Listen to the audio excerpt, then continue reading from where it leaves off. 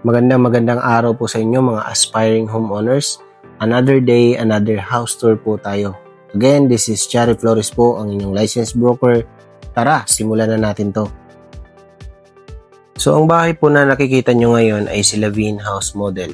Ito po ang pinakamalaking house model ng Centrina Alaminos. Ito po ay may floor area na 181 square meters, combined of ground floor, second floor, and attic area. Then ito naman po ay may minimum lot area na 143 square meters for the inner units and up to 190 square meters naman. Ito po yung mga corner units natin.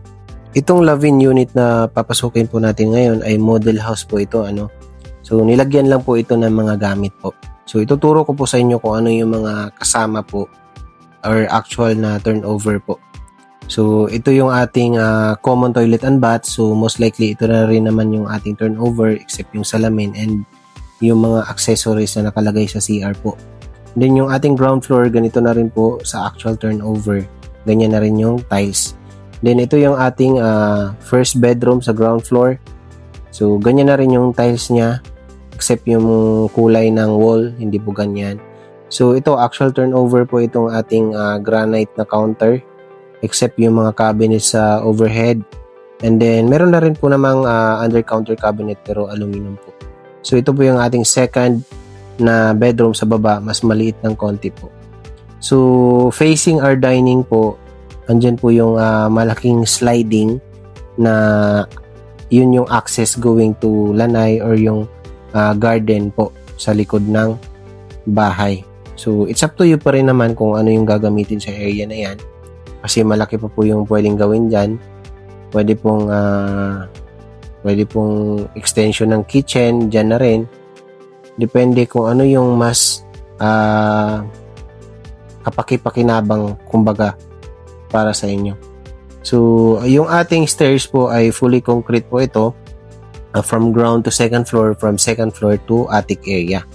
Tapos maluwag rin naman yung ating hagdanan, So, ito po yung ating common toilet and bath sa second floor naman ito. So, most likely, same lang sila sa ground floor, And then, yung ating mga partitions po ay fully concrete po yan.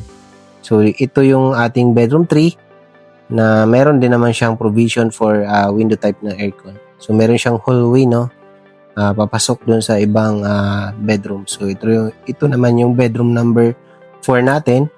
So, dalawa po yung windows nito, magkabilaan, tapos merong provision for aircon unit. So, ang ating wall paint po ay dusty white po yung kulay, parang light brown po. So, ito naman yung ating master's bedroom. So, ito yung pinakamalaking kwarto po sa lahat. And then, malaki rin yung bintana nito. So, hindi lang natin masyadong kita yung bintana, gawa ng naka-blinds po siya. So, ito rin yung may pinakamalaking toilet and bath sa lahat ng model unit. So, maganda rin yung kanyang finish ng toilet and bath.